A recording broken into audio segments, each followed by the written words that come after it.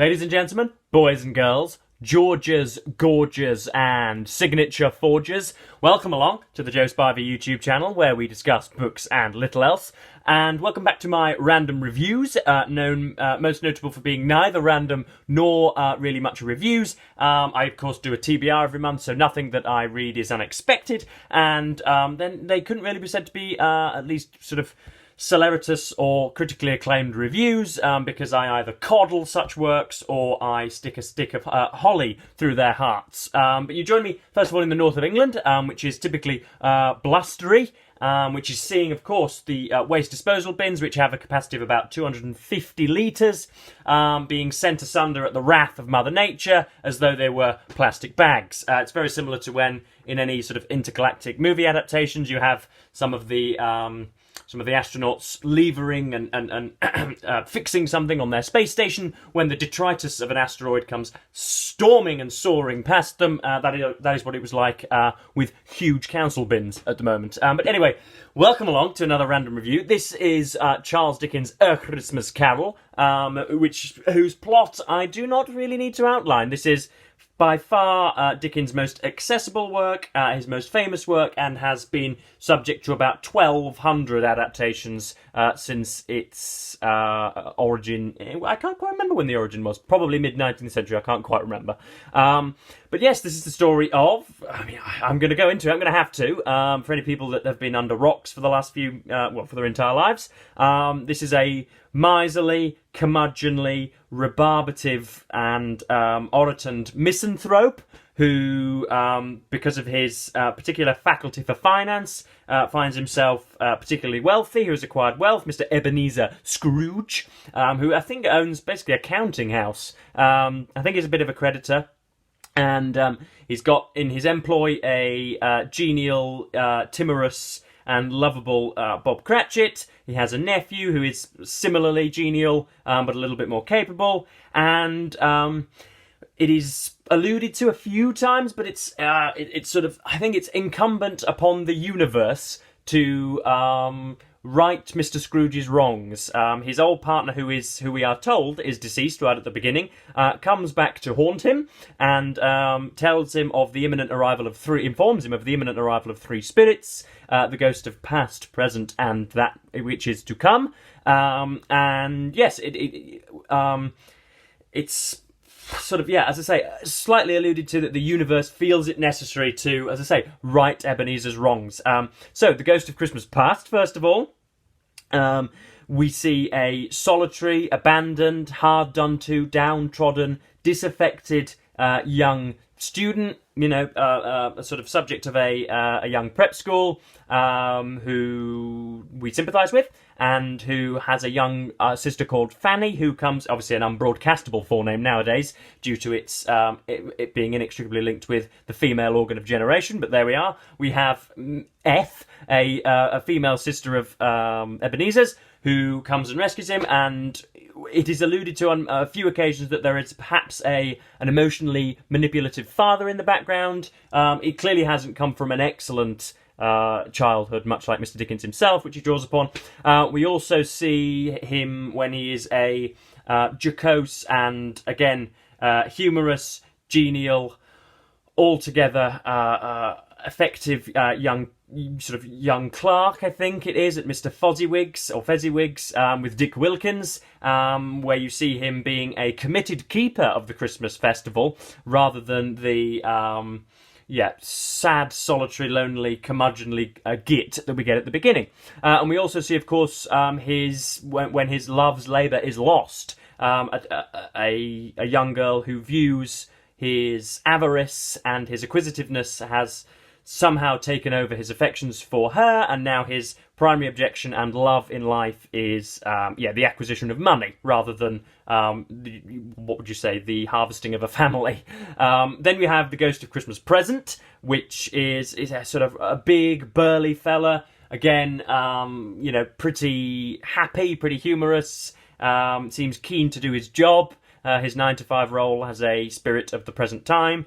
And this is the first time where we see how openly and unremittingly disparaging everybody in Scrooge's social milieu is of him. So you have the Cratchits talking about him, you have his nephew talking about him, but you have, wonderful scenes about people out on ships and how unjustifiably keen and in a sort of Sisyphean way the poor are with their lot, and how they derive much pleasure from the Christian festival, and how they're very resourceful, and how they take a goose and bits of cabbage and what we would now see as objectionable life circumstances as something godly given and something, to be cheered and thanked. And so it's a nice section. The present. Also, you have his early lines quoted back to him. He's a bit of a Malthusian, is Scrooge. He says when two people come round looking for money for the poor, he says, have there no prisons and workhouses, and many don't go there and would rather die. To which he replies, of course,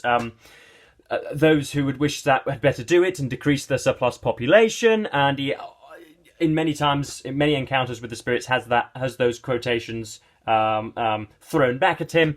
In particular, when there are two sort of cadaverous and disaffected, subjects of these workhouses under the Ghost of Christmas Present's cloak, they give him a bit of a seeing to as well. And then you have the Ghost of Christmas Yet to Come, where Dickens deals with human contingency, and where we posit the inevitable death of an unrepentant and unchanged Ebenezer Scrooge, whose contemporaries, whose house workers, whose people, whose other aspects of his social milieu obviously are not in any way sorrowful about the loss of him,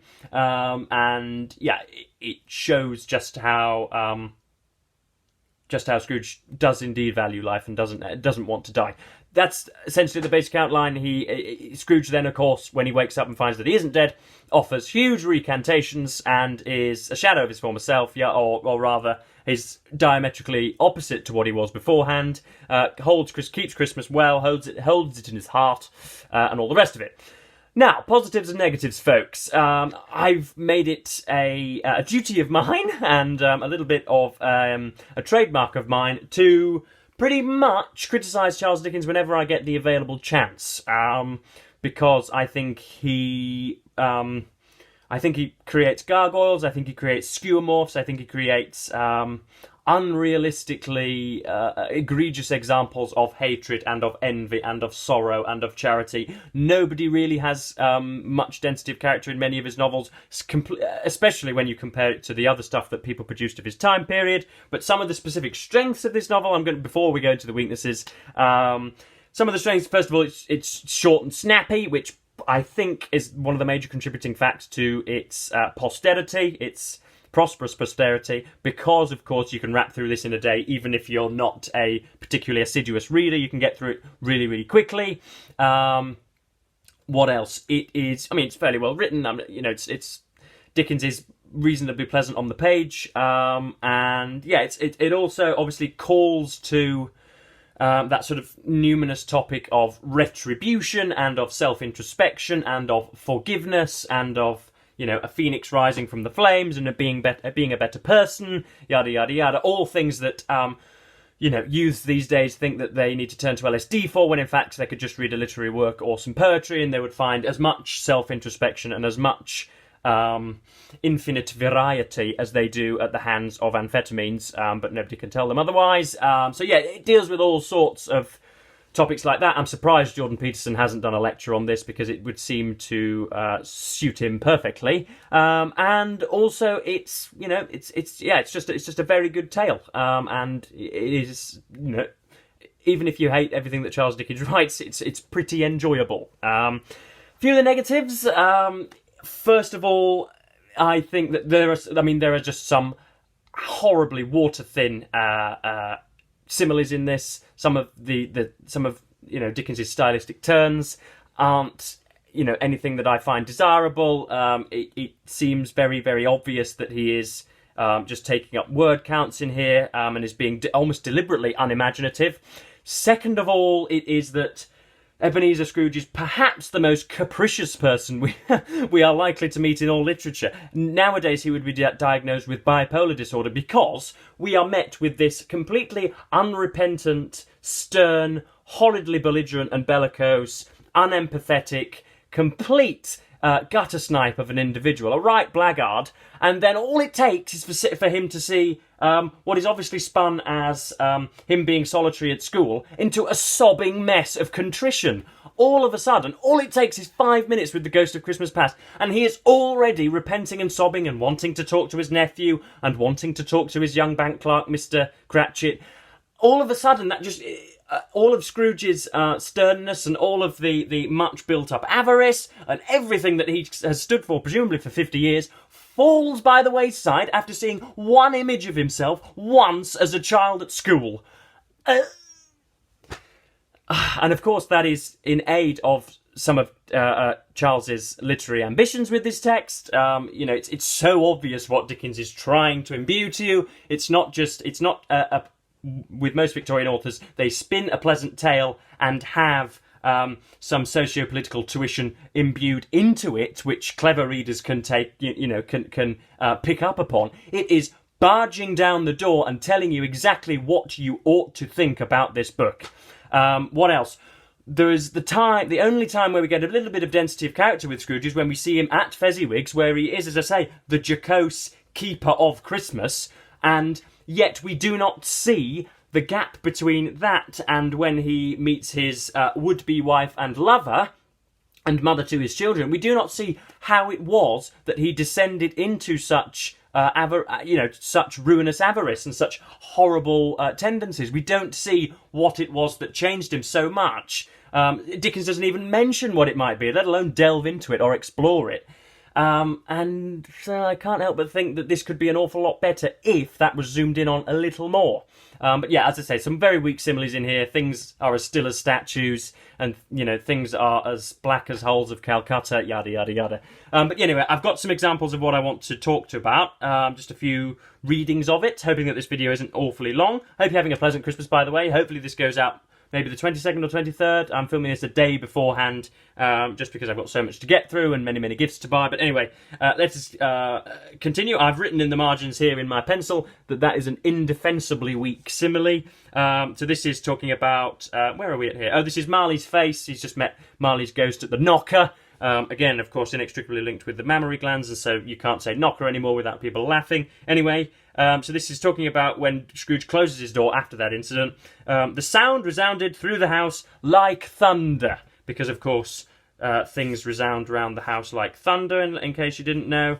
What else have we got here? So this is when he meets the Ghost of Christmas Past, and he is describing this. It's usually depicted in especially in the animation, as a sort of glowing, a levitating candle, but here we are. Even this, though, when Scrooge looked at it with increasing steadiness, was not its strange quality. For as its belt sparkled and glittered now in one part and now in another, and what was light one instant at another time was dark, so the figure itself fluctuated in its distinctness, being now a thing with one arm, now with one leg, now with 20 legs, now a pair of legs without a head, now a head without a body, of which dissolving parts no outline would be visible in the dense gloom wherein they melted away, and in the very wonder of this it would be itself again, distinct and clear as ever. What on earth are sane readers supposed to picture in their heads, apart from some pyrotechnical firework-esque mess that this Ghost of Christmas Past is supposed to be? How is that conjuring up an image for a reader? It's got 20 legs, then one, then none, then two heads, then a dog, then a goldfish tank, then a walking stick. You think, what the hell are you talking about, Charles? You're just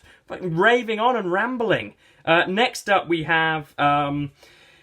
This is not wide-reaching eloquence, but the rambling on of a madman. This is talking about when the second of the Spree Spirits arrives, and because of what Scrooge has just encountered, he is expecting the worst and doesn't know what on earth it is that he's going to expect.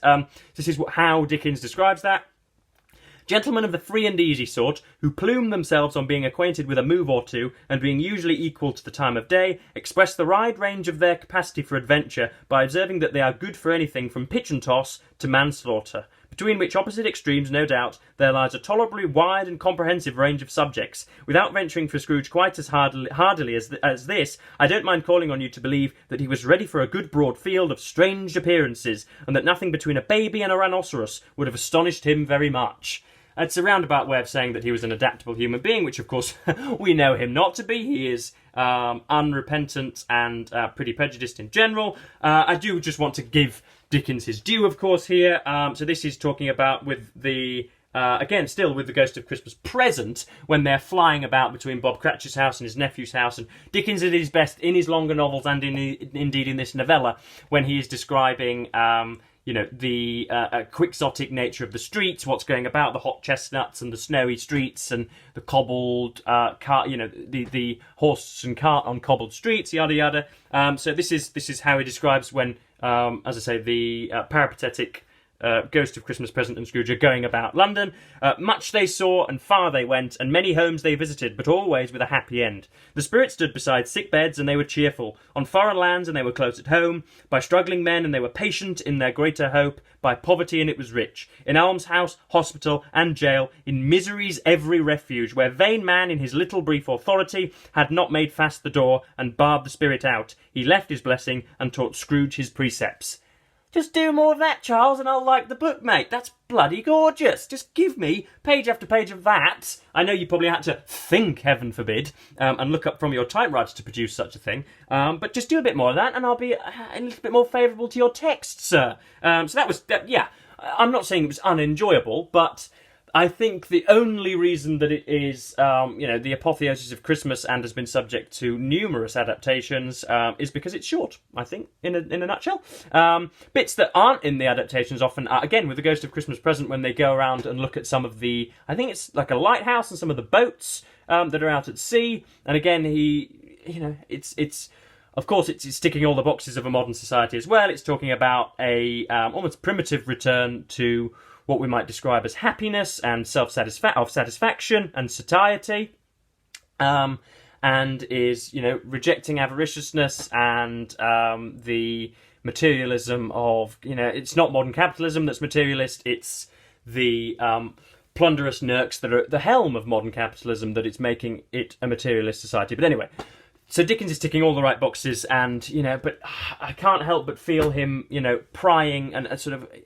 An author ought to be a masseuse or a masseur, and they should, they should be present and they should be noticeable, but it should be soothing. But I think Dickens' hands are a little too keen and a little too active. I think he's just trying to push through some messages a little bit strongly. And the writing isn't all that beautiful either. It flows nicely and it's short, which is one of the redeeming factors. But yes, I am not going to ramble on too much longer. So yes, I have a video due probably tomorrow or the day after, talking about bookish fidelity or lack thereof, how some of you read 2, 3, 4, 5 books simultaneously, rather than committing your whole soul to one text. So yes, that's going to do me just for now, but thank you ever so much for watching BookTube, and goodbye.